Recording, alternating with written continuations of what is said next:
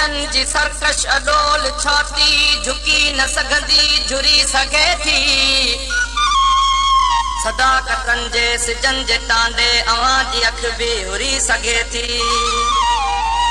चिबन जे मुंह में थधी चांडोकी भरे थी मिर्चूं भली त भरजन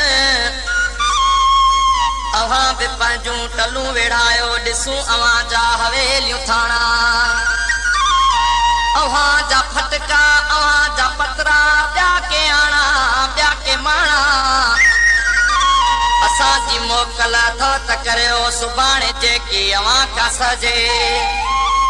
इएं न थिए जो सुभाणे तुंहिंजो उघाड़ो लाशो गलिन में रहिजे